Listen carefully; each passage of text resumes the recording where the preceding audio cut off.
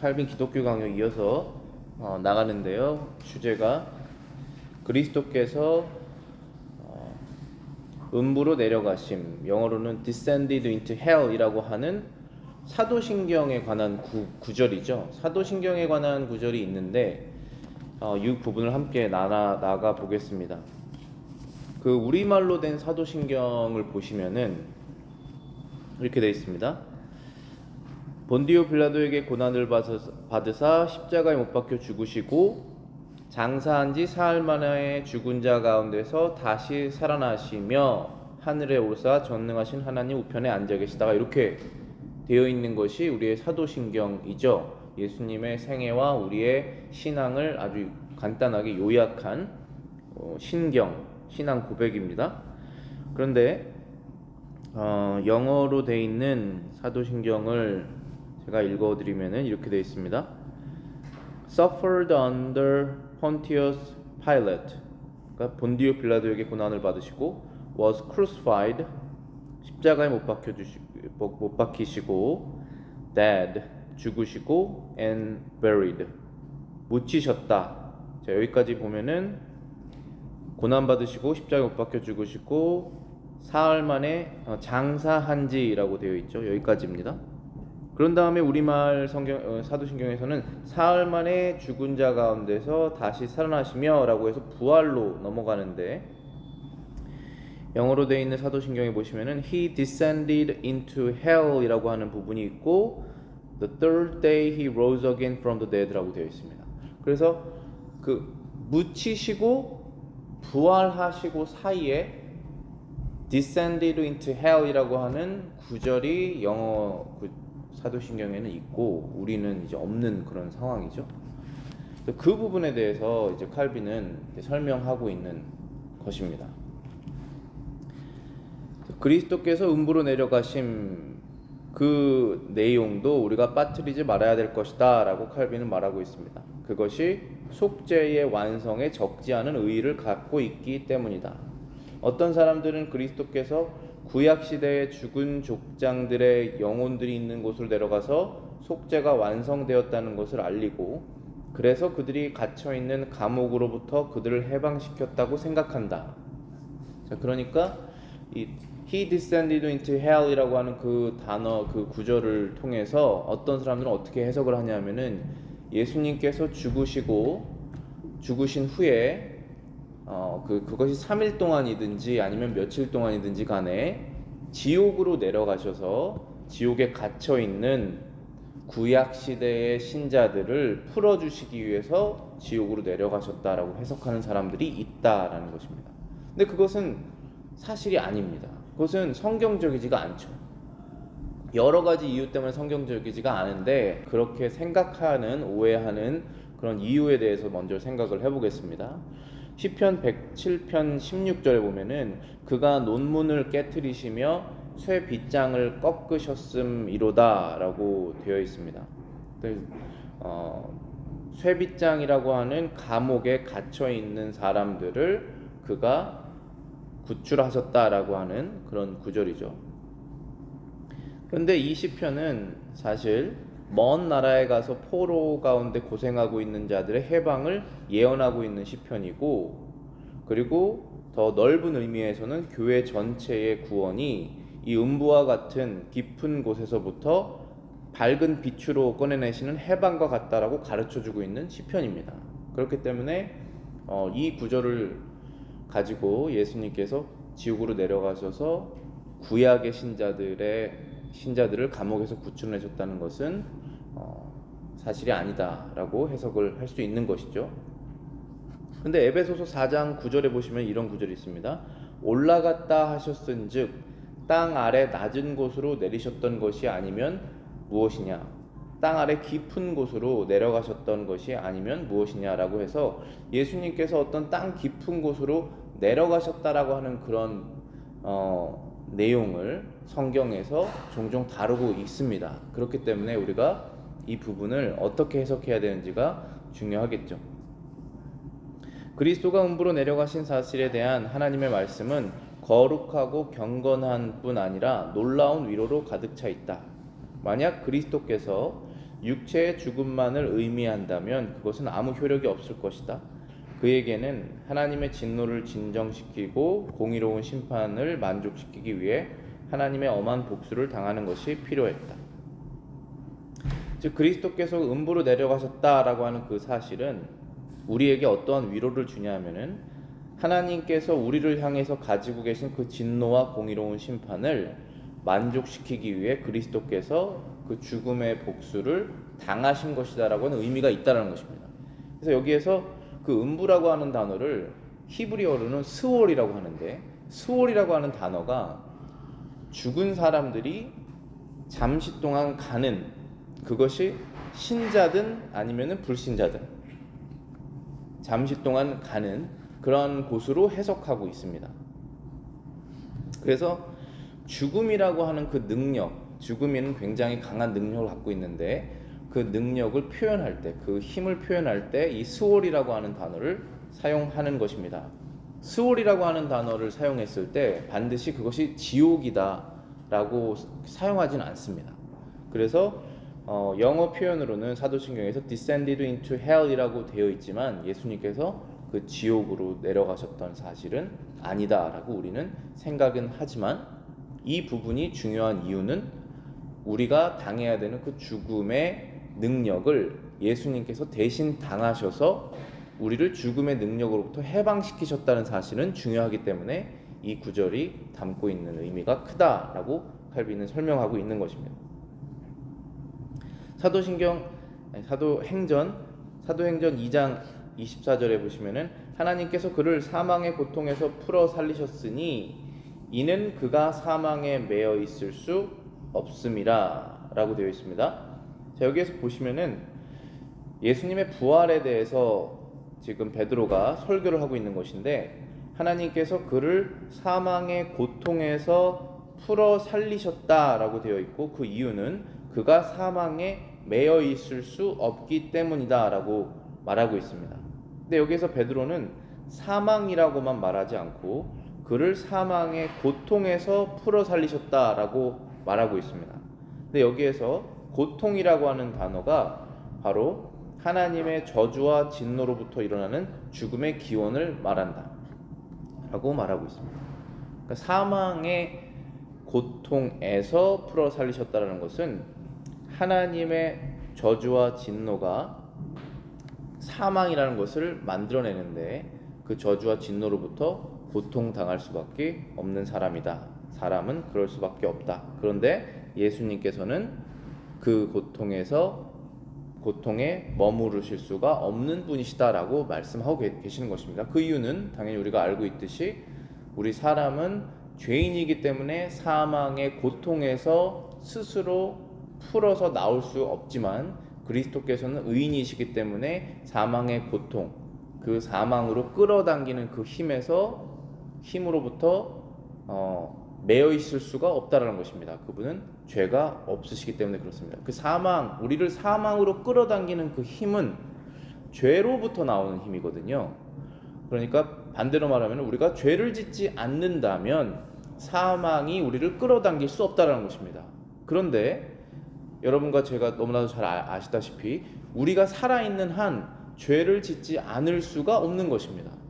그래서 살아서 생활하고 삶을 사는 한 우리는 계속 죄를 지을 수밖에 없는 연약한 육체를 갖고 있는 존재이기 때문에 사망이 우리를 끌어당기는 힘은 우리가 살아있는 한 영원하다라는 것이죠. 그런데 그 고통, 그 끌어당기는 힘에서부터 예수님은 자유하셨는데 그 이유는 그 끌어당기는 힘이 예수님을 끌어당길 수가 없다라는 것입니다. 왜냐하면 그분은 죄가 없으시기 때문에 그렇다는 것이죠. 그래서 베드로가 지금 말하고 있는 부분이 바로 그것입니다. 사망의 고통에서 하나님께서 예수님을 풀어 살리신 이유는 그가 사망에 매여 있을 수 없는 분이시기 때문에 그렇다. 그분 안에는 죄가 없고 그분 안에는 어두움이 없는 것이죠. 히브리서 5장 7절입니다. 그는 육체에 계실 때에 자기를 죽음에서 능히 구원하실 이에게 심한 통곡과 눈물로 간구와 소원을 올렸고 그의 경건하심으로 말미암아 들으심을 얻었느니라. 여기서 예수님께서 기도를 하실 때 자기를 죽음에서 능히 구원하실 수 있는 그 하나님께, 하나님 아버지께 기도를 하실 때 심한 통곡과 눈물과 간구로 기도를 하셨다라고 되어 있습니다. 그리고 하나님께서 그 기도를 들으셨다라고 되어 있죠. 여기서 중요한 것은 예수님께서 부활하실 것을 이미 알고 계셨고, 그리고 예수님께서 사망의 고통에 묶여 있을 수 없는 존재라는 것을 알고 계셨음에도 불구하고 예수님께서 심한 통곡과 눈물과 간구로 죽음에서 살려달라는 기도를 하고 계시다는 사실이죠. 이것을 우리가 어떻게 이해해야 되느냐? 그것을 이해할 때 예수님께서 당하신 그 죽음의 의미를 더 우리는 잘 이해할 수 있을 것입니다. 칼빈은 이렇게 해석합니다. 여기서 그리스도는 죽기를 면하기 위해 기도한 것이 아니고 그가 우리의 성품을 지니고 있었기 때문에 일개 죄인으로서 죽음에 삼켜지지 않기 위해 기도하신 것이다. 즉 칼빈이 말하는 것은 이 기도를 해서 예수님께서 죽는 그 사실, 죽어야 하는 그 역사적인 그 순간을 피하려고 기도하신 것이 아니다 라고 말씀하신 것입니다. 예수님께서 기도하신 그런 목적은 무엇이냐면 죽음에 삼켜지지 않기 위해서 기도하신 것이다. 즉 사람이 죽으면 무덤에서 스스로 살아나올 수가 없는 것입니다. 이 땅이 사람을 삼켜버린 것이죠. 그런데 예수님께서 그러한 죽음을 당하지 않기 위해서 부활로 살아나시기 원하시기 때문에 그 기도를 하셨다는 것이죠. 하나님 아버지께. 근데 왜 이런 기도를 그렇게 하셨느냐 하면 그분이 사람이 되셨기 때문에 이런 기도를 하셨어야만 했다라는 것입니다. 사람이 가지고 있는 이 연약한 육체와 사람의 연약한 영혼을 동일하게 갖고 계셨던 분이시지 않습니까? 예수님께서는 하나님의 아들이시며 이 온 세상을 창조하신 그 신이시지만 신이 사람으로 태어나셔서 사람의 몸과 사람의 영혼을 우리랑 동일하게 가지고 계시는 존재로 바뀌셨기 때문에 이런 기도를 하실 수밖에 없다는 것입니다. 만약에 예수님이 하나님의 아들이 아니셨다면 그냥 우리랑 똑같은 사람이라면 죽음을 이길 수 없기 때문에 그렇다는 것이죠. 그래서 죽음에 삼켜지지 않기 위해서 기도를 하신 것이다. 우리도 동일한 기도를 할 수 있겠죠. 우리도 사람이 한 번 죽는 것은 정해져 있어서 죽음이 찾아오면 그것을 피할 수 없고 땅에 묻혀져야 되는 사람이지만 우리가 하나님께 간구하고 기도하는 것은 예수님께서 부활하신 그 부활에 우리도 동참할 수 있도록 하나님께서 우리의 영혼을 끝까지 그리스도 안에 붙잡아 주시기를, 믿음을 보존하시기를 그렇게 기도를 할 수 있는 것이죠. 하나님으로부터 버림을 받고 끊어졌다는 것을 실감하고 그에게 부르짖어도 응답이 없을 때만큼 무서운 시련은 없었을 것이다. 지금 칼빈이 여기서 말하는 것이 예수님께서 이렇게 심한 통곡과 눈물과 간구로 기도하신 이유는 하나님께서 예수 그리스도를 버리셨다라는 것을 예수님께서 느끼셨기 때문에 그 기도를 하셨다는 것입니다. 이게 무슨 뜻이냐 하면은 다음 구절에 이제 나와 있을 건데 마태복음 27장 46절에 이렇게 말씀하시죠. 십자가상에서 제9시쯤에 예수께서 크게 소리질러 이르시되 엘리 엘리 라마 사박다니 하시니 이는 곧 나의 하나님 어찌하여 나를 버리셨나이까 하는 뜻이라. 지금 하나님께서 예수 그리스도를 버리시지 않은 것처럼 저희는 알고 있죠. 근데 예수님께서는 스스로 버리셨다라고 말하고 있습니다. 왜 하나님께서 예수님을 지금 이 순간 버리셨는가? 버리신 것입니다. 지금 이 순간에. 그 이유는 예수님께서 지금 완전한 죄인으로서 하나님의 심판대 앞에 서셨기 때문에 죄인은 하나님으로부터 버려짐을 당해야 되는 것이 마땅한 것이죠. 그가 우리의 죄를 짊어지고 하나님 앞에 죄인으로 섰기 때문에 하나님과 완전히 끊어진 것입니다. 관계가. 하나님과 죄인은 관계가 없습니다. 하나님과 죄인은 아예 어떠한 관계가 없는 거예요. 그래서 그 끊어진 관계를 예수님께서 지금 완전하게 체험하고 계시다는 것이죠. 체험하실 필요 없으셨죠. 하나님의 아들이시기 때문에. 완전한 연합이 있으신 분이시잖아요. 아버지와 아들과 성령은. 그런데 우리 때문에 그것을 잠시 동안 체험하셨다는 것입니다. 그런데 이 체험이 얼마나 두려운 것인가, 본질적으로 그것을 예수님께서 우리에게 알려주시는 사실이죠. 그러니까 우리가 예전에는 예수 그리스도와 관계가 없이 살았을 때 하나님 아버지와도 관계가 없는 삶을 살았죠. 그때에 우리가 하나님과 아무런 관계가 없는 삶을 살았을 때 두려움을 느끼지 못하고 살았습니다. 그런데 지금 우리가 그리스도 안에서 하나님을 아버지라고 부를 수 있는 상황이 되었을 때, 이 상황에서 우리가 자칫해서 여러 가지 유혹에 빠져서 죄를 짓거나 잘못된 방향으로 길을 갈 수 있지 않습니까? 그때에 만약에 이랬을 때 하나님께서 나를 버리신다면 그것은 얼마나 두려운 것인가 라고 하는 두려움이 찾아올 수 있습니다. 그 두려움이 찾아오는 것 자체가 잘못된 것은 아닙니다. 찾아오지 않는다면 그것도 이상한 것이죠. 그 죄로 인해서 그 두려움이 찾아왔을 때 우리는 어떻게 그 두려움을 이겨야 되느냐 하면은 하나님께서 나를 버리시지 않는다라는 사실로 가야 되는 것이죠. 그런데 왜 하나님께서 나를 버리시지 않는가라는 그 이유를 내 스스로, 내가 이것도 했고 저것도 했고 이것도 하나님께 했는데 나를 버리시겠는가로 가면 우리의 그 확신은 흔들릴 수밖에 없습니다. 우리의 확신은 나를 위해서 이 하나님께로 버림을 받으신 그 예수 그리스도, 하나님의 아들, 그분이 모든 것을 다 짊어지셨었기 때문에 이제는 하나님께서 나를 버리시지 않는구나.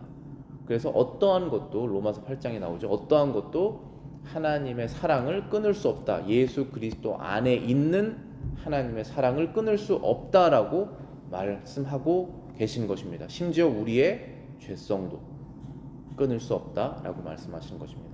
그런데 그리스도가 없었다면 우리는 애초에 하나님으로부터 처음부터 버림을 받은 존재고, 그것은 굉장히 두려운 상태라는 것을 예수님께서 지금 말씀하고 계신 것입니다. 보여주고 계신 것입니다. 이 짧은 순간을 예수님께서 경험하고 계시는 에도 불구하고 예수님께서 이것은 너무나 무섭고 두렵고 견딜 수가 없는 것이기 때문에 히브리서 5장 7절에 심한 통곡과 눈물로 간구로 소원을 드렸다라고 되어 있고, 마태복음 27장 46절에 나를 어찌하여 버리셨습니까? 하고 크게 소리질러 하나님을 부르고 있다라는 것입니다. 여기서 우리는 그리스도께서 하나님께 버림을 받고 심한 고민 가운데 이렇게 울부짖으셨다는 사실을 깨닫는다. 이것은 자기 심중에 깊이 사무친 고통으로부터 우러나온 것이 분명했다.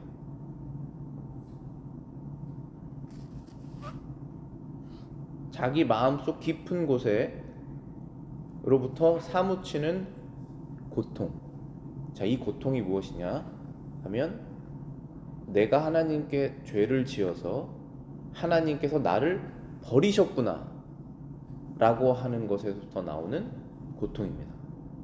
그 고통을 예수님께서는 느끼실 필요가 없는데 우리를 대신해서 느끼신 것이죠. 그럼 반대로 말하면 우리는 십자가에서 우리가 죽지 않았지만 예수 그리스도께서 십자가에서 죽으셨을 때의 그 고통을, 우리도 그 고통이 얼마나 크구나라는 사실로 우리가 죄를 회개하게 되는 것이죠.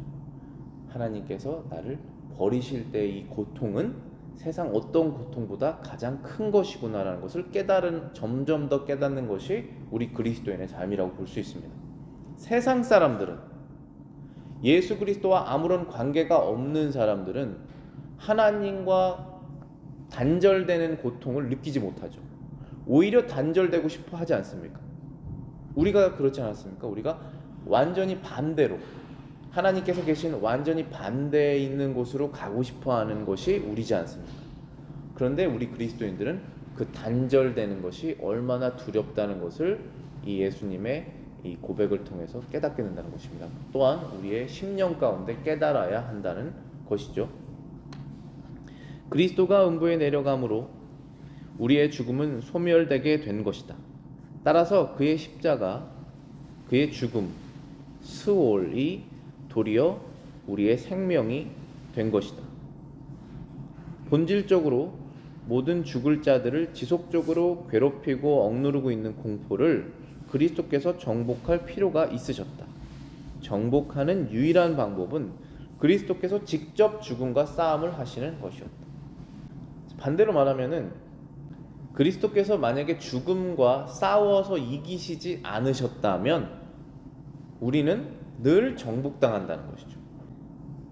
그런데 그리스도께서 죽음과 싸워서 이기셨기 때문에 우리가 그리스도 안에만 있다면 죽음과 싸워서 늘 이긴다는 것입니다.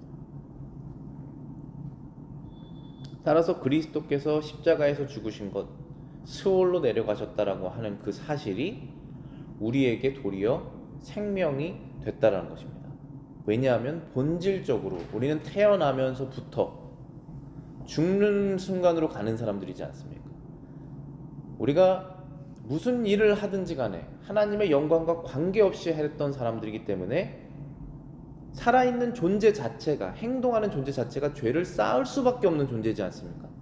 하나님 앞에서. 그런데 그리스도 안에서 우리가 죄 씻음을 받았기 때문에 그리스도께서 나의 죄를 위해서 죽음과 싸워서 이기셨기 때문에 그 사실을 믿는 사람들, 즉 그리스도 안에 있는 사람들이죠. 그 사람들은 죽음이 정복하는 그 힘을 그리스도를 통해서 이긴다는 것이죠. 그래서 그리스도인들이 죽음을 두려워하지 않다라는 것은 이런 것이 아니에요. 죽음을 두려워하지 않는다는 것은 용감함을 의미하지 않습니다. 이 죽음을 두려워하지 않는다는 것은 어떤 용감한 경찰이 강도를 잡으려고 그 집에 들어갔을 때 그 두려움을 이기는 것이랑은 다른 것이에요. 물론 우리가 죽음을 두려워하지 않는 그리스도인들이 경찰관이 되고 군인이 돼서 죽음을 두려워하지 않고 나라를 위해서, 국민을 위해서 싸울 수 있겠죠. 그런데 여기에서 죽음을 두려워하지 않는다는 것은 하나님의 심판을 이제 두려워하지 않는다는 것이죠. 그런데 세상 누가 하나님의 심판을 두려워하지 않을 수 있겠습니까? 살아있는 자체가 죄를 쌓아가는 것인데, 그것은 오직 예수 그리스도께서 나를 위해서 죽으셨다는 사실을 믿는, 그것을 믿어서 실제로 난 그것이 사실이다라고 생각하는 사람. 세상 사람들은 정신병자라고 말할 수도 있을 거예요. 어느 순간에는 그게 어떻게 사실이냐라고 말할 것입니다. 근데 나는 믿는다 라고 하는 그 사람들, 그것이 하나님께서 구원을 주시는 유일한 방법이지 않습니까? 그 사람들이 죽음을 두려워하지 않게 된다는 것입니다. 그래서 히브리서 2장 15절에 되어 있죠. 죽기를 무서함으로 한평생 매어 종노릇하는 모든 자들을 놓아주려 하십니다. 한평생 종노릇하는 자들. 그 종이라는 것은 누가 시켜서 하는 것이죠. 이거를 하지 않으면 안 되는 것이에요. 그러한 종에 된 상태에서 놓여서 자유롭게 살 수 있도록, 그 자유는 어떤 자유일까요? 죄를 짓는 자유가 아니죠. 하나님의 뜻대로 행동할 수 있는 그런 자유를 우리에게 주셨다라는 것이죠. 그리스도는 마귀의 권세와 죽음의 공포와 그리고 수월의 고통과 씨름하셔서 그것을 이기셨는데, 이로써 우리는 더 이상 우리의 왕이 삼켜버린 것들을 두려워하지 않게 되었다. 우리가 그리스도의 백성이라면 그리스도께서 왕으로서 수월의 고통과 씨름하셔서 이기신 것 때문에 두려워하지 않는다는 것입니다. 즉 우리가 하나님의 심판과 지옥의 형벌과 이런 것을 두려워하게 되는 이유는 대부분 두려워하지 않지만 세상 사람들은 두려워하지 않습니다. 그런데 우리 그리스도인들이 다시 그런 두려움에 속박되는, 그래서 율법적으로 어떠한 것을 행동하려고 하는 그런 것은 우리가 그리스도를 왕으로 삼는 그 생각이 줄어들었을 때 그렇게 되는 것입니다. 그건 분명해요. 그리스도를 우리의 왕으로 삼을 때 우리는 두려워서 어떤 일을 행동하지 않습니다. 하나님을 사랑하기 때문에 그리스도께 충성하기 위해서 우리의 행동을 하게 되어 있습니다. 그런데 그것을 하지 않고 행동은 똑같은데 그 동기가 두려워서 하는 것이라면, 심판이 두려워서 하는 것이라면 우리가 그리스도가 우리의 왕이라는 것을 잠시 잊은 것이죠. 그래서 마귀가 그것을 사용합니다. 그때 그 순간을 우리는 다시 돌아와야 됩니다. 그리스도께서 우리의 왕이신 것을 기억해야 됩니다. 마태복음 26장 37절 38절입니다. 베드로와 세베대 두 아들을 데리고 가실새 고민하고 슬퍼하사 말씀하시되 내 마음이 매우 고민하여 죽게 되었으니 너희는 여기 머물러 나와 함께 깨어 있으라. 예수님께서 매우 고민하고 슬퍼하셨다라고 되어 있는 것이 이 예수님의 죽음이 단순한 한 사람의 죽음이 아니라는 것을 보여주고 있는 것입니다. 우리가 십자가를 부끄러워하지 않는 신자라면, 십자가를 부끄러워하면 안 되죠. 그리스도의 죽으심을 통해서 우리가 구원받았다라고 하는 그 복음을 부끄러워하지 않는다라고 바울이 말하지 않습니까? 그것은 사람에게 구원을 주는 능력이기 때문에 그렇다는 것입니다. 우리 그 능력 빼고는 하나님께 구원받을 수 있는 방법이 없습니다. 그렇기 때문에 십자가는 세상 사람들이 봤을 때는 부끄러운 그 사형의 제도지만 우리 신자들이 봤을 때는 그것은 능력이죠. 그래서 부끄러워하지 않습니다. 그래서 부끄러워하지 않는 신자라면 그리스도의 슬픔을 받아들여야만 한다. 그의 영혼이 형벌에 참여하지 않았다면 그는 육체만을 위한 속죄주로 그쳤을 것이다. 그러나 그는 죽음의 고통에 맞아 넘어진 자들을 일으키기 위해서 싸우셔야 했다. 베드로전서 3장 22절입니다. 하늘에 오르사 하나님 우편에 앉아 계시니 천사들과 권세들과 능력들이 그에게 복종하느니라. 죽으시고 장사되시고 죽음을 이기신 후에 하늘에 오르셔서 하나님 우편에 드디어 앉으셨죠. 예수님께서. 그렇게 되심으로 천사들, 권세들, 모든 능력이 그에게 복종하게 되었다. 그러니까 하나님께서 예수님을 이제 세상 모든 것을 다스리는 그 왕으로 삼으셨다라는 것이죠. 즉 우리의 중보자 그리스도는 우리의 비참한 형편에서 구해 주시기 위하여 우리의 연약함을 더 잘 체험하셔야만 했다. 히브리서 4장 15절입니다. 우리에게 있는 대제사장은 우리의 연약함을 동정하지 못하실 이가 아니요 모든 일에 우리와 같이 시험을 받으신 이로되 죄는 없으시니라. 우리의 연약함을 동정하실 수 있는 분이시다라고 히브리서에서 말하고 있는 것입니다. 왜냐하면 그분이 모든 일에 우리와 똑같이 시험을 받으신 분이시기 때문에 그렇다는 것입니다. 그러나 죄는 없다라는 것이죠. 우리가 어떠한 부분에서는 무딘 부분이 있어요. 사람이 다 강점이 있고 약점이 있습니다.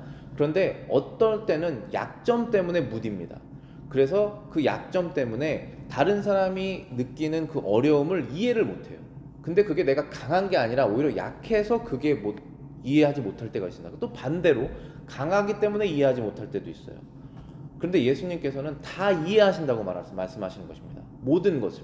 여러분의 어려운 점, 저의 어려운 점을 예수님께 말하지 않아도, 아니면 마음속에서 어려움을 꺼내내는 그 순간에 완벽하게 그 사실을 이해하신다는 사실이에요. 왜 그러시냐 하면 그분께서 모든 일에 똑같이 시험을 받으셨다는 것은 한 가지 일이 아니라, 한 가지 일이 빠진 상태도 아니라 세상 모든 유혹을 다 받으셨다는 것입니다.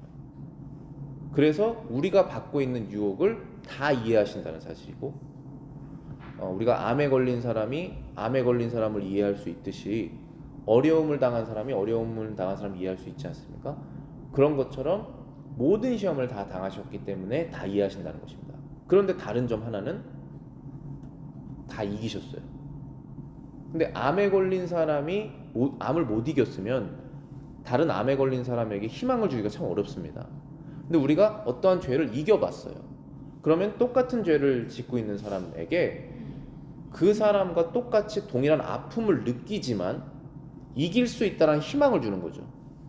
근데 그 희망이 내가 그것을 이렇게 해서 이겼다라는 희망으로 줄 수가 없습니다. 우리는 그리스도가 나를 이렇게 도우셔서 내가 이겼다라는 것으로 줄 수 있는 것이죠. 예수님께서 모든 고통을 당하셨다는 것입니다. 그분이 약하게 되셨다는 것이죠. 강하신 분이. 그래서 모든 시험을 당하셨다. 그러나 강하시기 때문에 죄가 없으셨다는 것입니다. 스스로 약해지기를 작정하신 분이시잖아요. 본래는 완전히 죄를 이기실 수 있는 강하신 분이시지만 모든 유혹을 당하는 상태로 자신이 가셨다는 것이죠. 그리스도가 연약하다고 한 말을 듣고 조금도 놀랄 것이 없다. 우리는 그가 그렇게 된 것이 폭력이나 필연이나 그러니까 어떠한 운명이나 이런 것에 강제로 된 것이 아니라 순전히 우리를 위한 사랑과 긍휼로서 이끌려 된 것이기 때문이다. 순전히 하나님 아버지의 말씀에 순종하셔서 우리를 사랑하시는 마음에 자발적으로 그 연약한 상태로 가셨다는 것을 우리가 기억해야 된다는 것이죠. 굉장히 강하신 분이. 그리스도께서 보통 사람들의 죽음보다 더 가혹하고 힘든 싸움을 하셨음을 이해하지 못하는 이들은 우리가 하나님의 심판으로부터 구속함을 받았다는 사실이 어떻게 됐고 또 그것이 무슨 뜻인가를 한 번도 진지하게 생각해 본 적이 없는 것이다. 우리의 구원이 하나님의 아들이라는 비싼 대가를 치르고 얻게 되었다는 것을 실감하는 것이 우리의 지혜이다. 그러니까 보통 사람들의 죽음보다 더 가혹하고 힘든 싸움을 예수님께서 하셨고 그 싸움이 너무나 힘드시기 때문에 실제로 힘들다고 말씀하셨고 그리고 하나님께 가능하다면 이 잔을 나에게서 제하여 주시옵소서라고까지 기도하셨다는 그 힘든 상황에 처하셨다는 사실입니다. 그런데 그것을 그리스도께서 어떻게 강하신 분이 연약하실 수 있느냐라고 이해하지 못하는 자들은 우리가 하나님으로부터 구원받았다라고 하는 심판으로부터 구원받았다는 사실이 어떻게 된 것이고 또 그것이 무슨 뜻인가를 진지하게 생각해 본 적이 없는 것이다라는 것이죠. 그래서 우리의 구원이 하나님의 아들이라는 비싼 대가를 치르고 얻게 되었다는 사실을 실감하는 것이 우리의 지혜이다라고 말하는 이유는 그 지혜로부터 모든 것이 다 나오기 때문입니다. 내가 이렇게 구원받은 사실이 그리스도의 비싼 대가를 치르셨다는 사실 때문에 나의 인생은 완전히 달라질 수밖에 없는 것입니다. 나의 생활과 나의 말과 행동과 모든 것이 목적과 그것이 나의 중심에서 완전히 다 깨져버리는 것이죠. 왜냐하면 대가가 그냥 대가가 아니기 때문에 이것은 비싼 대가를 그리스도께서 치르셨기 때문에 나는 이것을 할 수 있다. 그리스도를 위해서 할 수 있다. 하나님의 영광을 위해서 해야만 한다로 우리가 가게 되는 것이죠. 그것이 지혜라는 것입니다. 그것이 지혜고 지혜는 하나님을 두려워하는 마음에서부터 시작된다라고 하는 잠언 말씀이 다 연결되는 것이죠. 그러면서 그 지혜는 우리를 그리스도께서 가신 길로 끌고 가는 것입니다. 그것은 좁은 길이죠. 거기로 끌고 가는 것입니다. 요한복음 12장 27절 28절입니다. 지금 내 마음이 괴로우니 무슨 말을 하리요? 아버지여 나를 구원하여 이때를 면하게 하여 주시옵소서. 그러나 내가 이를 위하여 이때에 왔나이다. 아버지여 아버지의 이름을 영광스럽게 하옵소서 하시니 이에 하늘에서 소리가 나서 이르되 내가 이미 영광스럽게 하였고 또다시 영광스럽게 하리라 하시니 나를 구원하소서. 마음이 괴롭습니다. 이 죽음의 때를 면하게 하여 주시옵소서. 그러나 내가 이 때를 위해서 왔나이다. 세상 강하신 하나님께서 세상 약한 사람으로 오셔서 그 죽음의 때를 맞이하기 위해서 오셨다고 말씀하시는 것입니다. 우리랑은 다르죠. 우리는 세상에 태어나는 순간 어쩔 수 없이 죽음으로 가는 것입니다. 죽지 않기 위해서 발버둥을 치죠. 심지어 죽음이 지금 다가오면 어떡할까 행동해서 그런 행동을 합니다. 근데 예수님께서는 죽기 위해서 이 땅에서 사람으로 나셨다라고 말씀하신 것이죠. 그 예수님의 그 모든 일생을 통해서, 특별히 십자가 죽으심을 통해서 우리가 이제 세상 모든 사람들이 가는 그 방향과 반대적인 방향으로 갈 수 있는 것입니다. 예수님께서 가셨던 그 길, 스스로 죽음을 자처하셨던 그 길로 가는 것이죠. 어쩔 수 없이 가는 것이 아닙니다. 그때의 영광이 찾아오는 것입니다. 아버지여 아버지의 이름을 영광스럽게 하소서. 이거 무슨 뜻입니까? 제가 하나님께서 아버지께서 원하시는 그 죽음의 때를 받아들이기를 원합니다. 그때로 저를 이끌어 주시옵소서.